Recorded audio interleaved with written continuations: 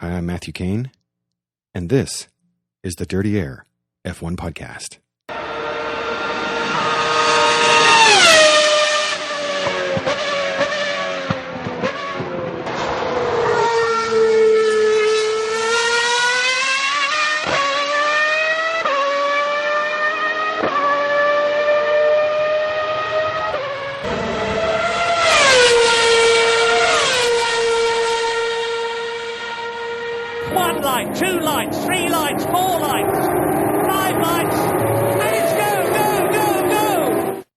Hello, everyone, and welcome to another episode of the Dirty Air F1 Podcast.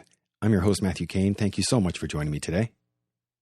In this episode, I'm going to share my thoughts about preseason testing in Bahrain, as well as take a look back at the career of the Queen of the Nordschliefe, Sabine Schmitz.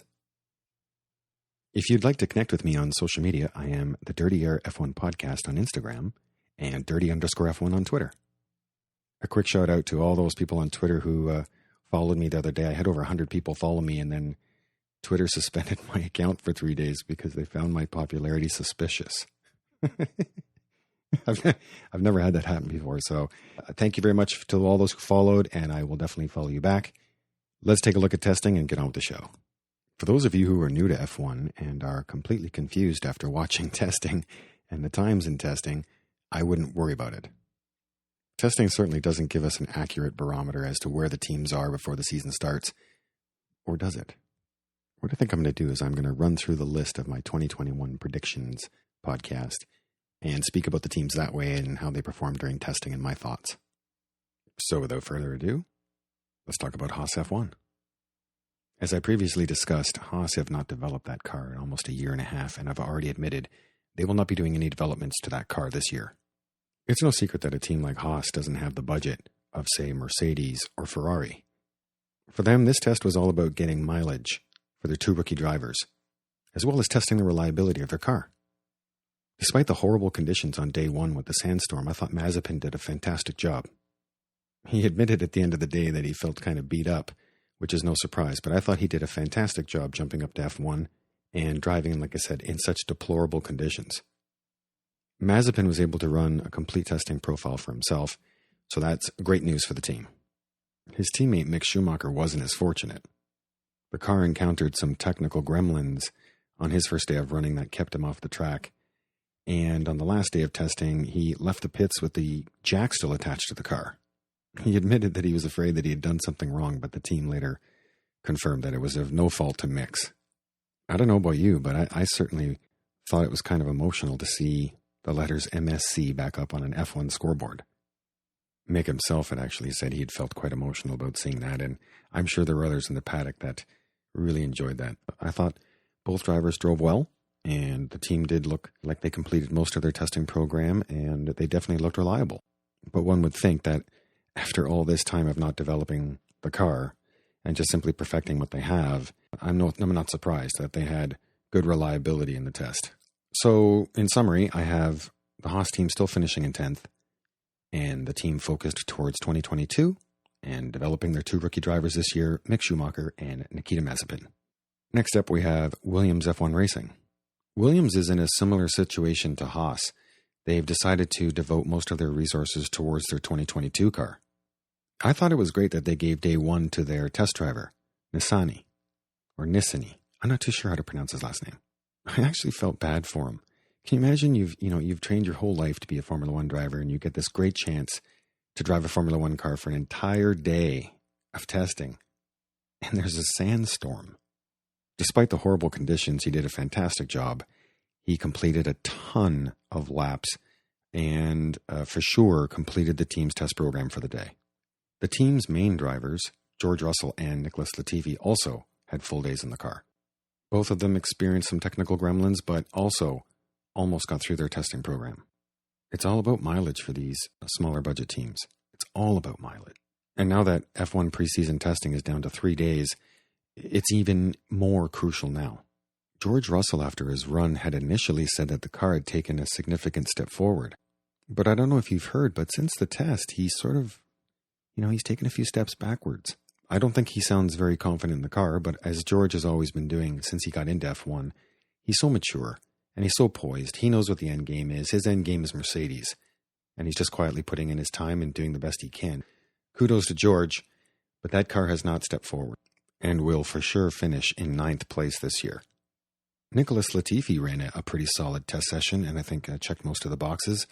I expect him to improve this year, but again, that car is not going forward. I sincerely hope teams like Haas and Williams with the smaller budgets really, really do profit from their gamble by directing most of their budgets towards 2022. It's crucially important to have an American team in F1, and of course, the Williams legacy doesn't need any explaining. Next on the list would be Alfa Romeo. I was very impressed with Alfa Romeo's testing. There's no doubting that the improved Ferrari engine has made a big difference for that car. They also spent their tokens on the front part of the car. This combination is definitely going to have them leapfrog Williams this year. I expect Giovinazzi to have an inspired season. I believe he's on the hot seat, which will be in my next podcast, but he's driving for his place in F1 right now. His career is on the line. As for Kimi, the questions are still always bouncing around, right? Is it his last year? Kimi is going to be here for as long as he's fast, and he's still fast. It was actually quite a big surprise on the final day when Kimi posted the 3rd fastest time. I mean, the Iceman can still move it. I'm really encouraged for Alfa Romeo this year. I don't know if it's going to make any difference, but I think they will definitely widen the gap between themselves and Williams. Before I forget, the team principal, Freddie Vasseur, had actually contracted the COVID disease right before testing and was actually not even there. Thankfully, he was asymptomatic.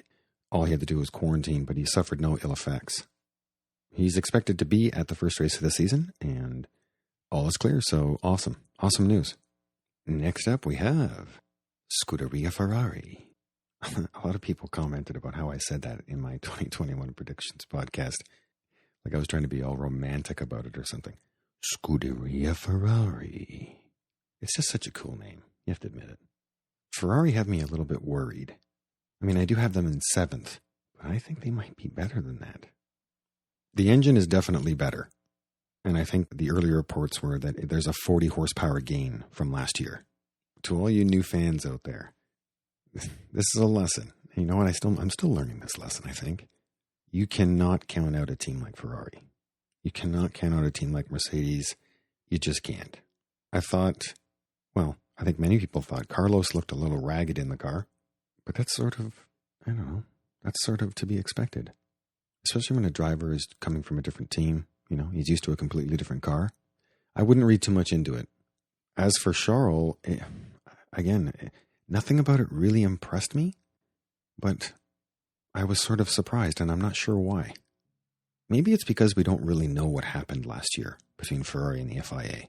I mean, we really don't know what they were allowed to do and what they weren't allowed to do. And are they now allowed to do it, or some form of it? Who knows?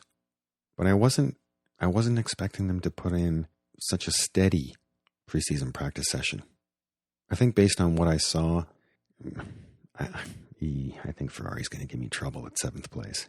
I don't think that's going to happen. Oh boy. Listen to the Tifosi. Listen to them cheering right now. Well, we need Ferrari back at the front.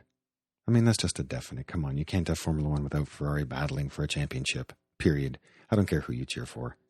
So, yeah, impressive, but not mind-shattering. So, okay, let's see how they do.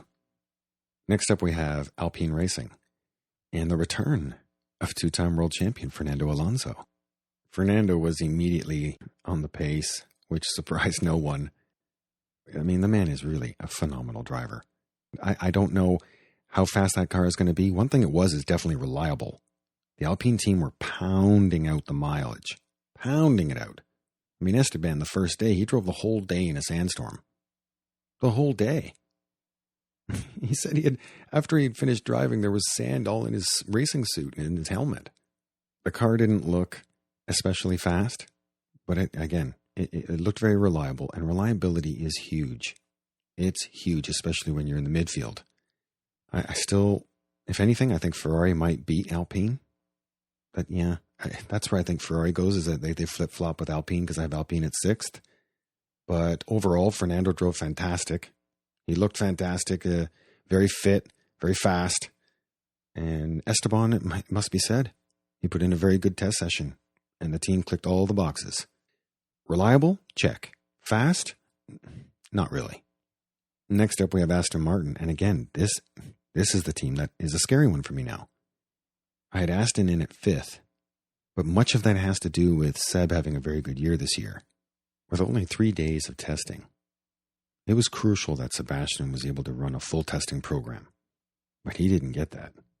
Checo said it's going to take him at least until race number 4 or 5 to fully figure out the Red Bull. That's coming from a guy who's been in the sport forever. The same applies to Seb. If we're being fair, he needed seat time and he didn't get it. Fair to say that the Aston looked very much like the Mercedes? It looked really, really twitchy. And that's just going to put Seb under a lot of pressure to drive a difficult car early on in the season, as well as trying to regain his confidence. I don't think Seb's confidence is at an all-time high right now, do you? He needs to prove something this year. He really, really does. And getting seat time in that Aston was crucial. So I definitely think Aston Martin is going to start the season a little bit on the back foot, and Ferrari are right behind him. I thought Lance Stroll had a pretty good test session. One thing I'm really impressed about with Lance is his attitude towards Seb. Lance has been very open about how much he's already learned from Seb and how he's enjoying getting to know him more. There's definitely a mentorship role going on here. So that's probably the biggest positive for Aston coming out of this test, is that their 2 drivers are getting along, and somebody that's a 4-time world champion is willing to mentor somebody who's competing directly against him, because that's how they always compete, right? You're always judging someone by how they perform against their teammate. Because in F1, there's such a huge disparity between car performance that the only way to judge somebody is by how they're driving against their teammate. So in summary, I think Aston Martin had a disappointing testing session. I think they lost out on an opportunity to acclimate Seb to the car. And I think they're starting the season on the back foot. Next up, we have AlphaTauri Honda. Wow. Well done, Honda. You know, Honda had brought the 2022 engine forward a year, and I gotta say, impressive. Very impressive. Sorry, I was actually referencing Star Wars there and didn't even realize it. But I did a terrible job of James Earl Jones. Maybe I'll put that part in the bloopers. Impressive. Most impressive. That's still terrible. Okay, so, great test. Wow. Pierre was always on the pace. The car looked incredibly fast, and it looked very stable. I actually thought it was pretty funny watching F1 rookie Yuki Tsunoda driving around just abusing the DRS button. He drove most of the lap around with the rear wing open. It still wasn't faster than Max, but boy, I thought it was just pretty neat that a rookie would do that. It's almost like he was playing a video game. Both drivers completed a ton of mileage. Both were very, very fast. The car is very reliable. And the high rake, the high rake looks to be paying off.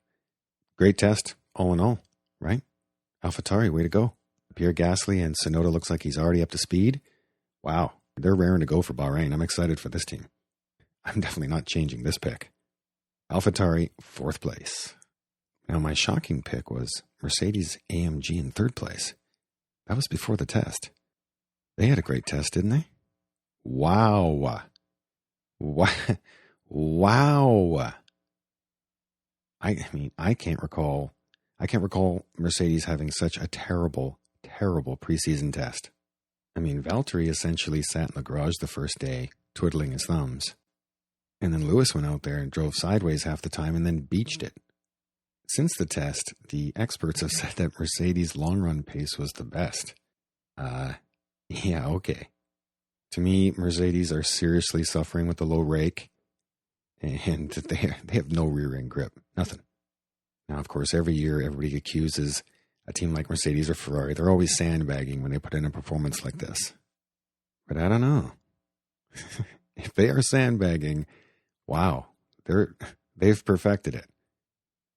Because I think this was just a terrible test. I think both drivers are struggling with the car, and it's not looking good. It's not looking good for Bahrain. I mean, if there's any team that can overcome this, it's Mercedes. Let's face it.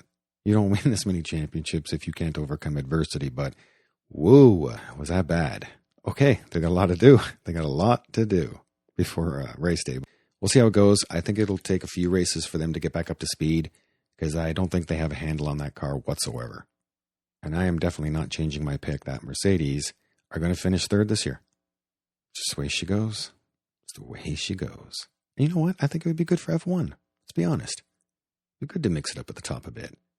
So next up, McLaren Mercedes. Wow. The complete opposite of Mercedes AMG. I thought McLaren had a fantastic test. From start to finish, both drivers looked very confident with the car. The car looked very fast. It looked very reliable. These guys ticked all the boxes in Bahrain. I totally expect them to be on the pace from day one. Seriously, going to compete for the title this year. Daniel Ricciardo looked really at home right away. I mean, he acclimated with the team right away and put in some very, very impressive times. This despite him actually admitting that he wasn't quite used to the braking system yet, and it was still going to take him a little bit of time to get on top of it. I'm still totally convinced that he is going to put in some remarkable performances this year, and McLaren are definitely going to contend. I thought Lando had a great test. It's great to see him and Ricciardo getting to know each other. They certainly get along. So I think they make a devastating team. They just make a devastating team for anybody trying to compete for the title, and I expect great things for them. Okay, we've reached the end. Red Bull. Wow. Red Bull have brought it. They have brought it, folks. The Honda engine is incredible. The car is running the high rake. It's planted. It's fast. They're confident. You can actually feel the wave of momentum that's behind this team right now. Max looks right at home with the car, and he topped the timesheets. He pounded out the mileage, and you can just see the smile on his face. They know what's going on here. This is a special opportunity. This is a special opportunity, and Red Bull is on it. I thought it was a pretty good test session for Sergio. I think most of what they were trying to accomplish with Sergio was just trying to get him used to the car, which, as I stated earlier, he said it would probably be by race 4 or 5 until he was fully comfortable with it. But what was unique about Sergio's feedback was he said he understood why other drivers had struggled to drive the Red Bull. He admitted it was completely different than the Force India car or the Racing Point car. But, I mean, a man of his experience, I don't expect it to take too long. Race 4 or 5, he's up to it. I think he'll be right there with Max, and this team is ready to rock and roll. So those are my thoughts on testing. I want to thank you very much for taking the time to listen. I am new at this, and I am trying to do my best. I had a number of technical issues this week, including changing my podcast hosts over, and everything was getting confused, and views weren't being counted, etc. I really, really appreciate your patience, and I continue to work on this and try and share 45 years of F1 knowledge with you. Before we go to bloopers here, I had mentioned in the introduction that I was going to talk a little bit about Sabine Schmitz. Sabine Schmitz recently passed away of cancer, and she was known as the Queen of the Nordschleife. I was aware of her career and had followed her in the past, but it wasn't until her passing that I took the time to do a little bit of research about her, and I'm really grateful that I did. Sabine Schmitz was a trailblazer. She was an enormous, enormous influence in racing, and racing for women. To be considered a Nordschleife specialist is, I can't think of a higher honor in the sport. If you don't know what the Nordschleife is, please take the time to YouTube that, because that is definitely a historic place for motor racing. One of the things I enjoyed was watching Sabine's episode when she was on Top Gear with Jeremy Clarkson, teaching him how to drive around the Nordschleife. She had an incredibly engaging smile. She was humble. She was just such a rock star. Again, take the time. It's worth it. And I dedicate this podcast in the memory of Sabine Schmitz. Thank you, everybody, for tuning in today. I'm your host, Matthew Kane. If you enjoyed this podcast, please share it with some of your friends who are also Formula One fans. And I'd also love to hear your feedback. Be sure to connect with me on social media, TheDirtyAirF1Podcast on Instagram, and Dirty_F1 on Twitter. I'll see you there. Before I wrap up here and go to some bloopers. What's a blooper? Valtteri basically sat in the garage the whole day twiddling his tums. Poor Valtteri and his tums. What's funny? What's going on here? He's crying! Oh, wow. So in summary, I was definitely impressed with Alfa Romeo during testing. Will it make a difference for the season? Why do I say Look, is this my hockey players? You know it's going to be it's going to be Why? It's like it's part of my DNA. A blow to the head with a helmet on doesn't hurt nearly as much as a blow to the head without. You did a good job. Really good job. No, I did a job. I did a job. That's it. I did a job. I am so sorry to the whole team. I am stupid. As much as in Baku.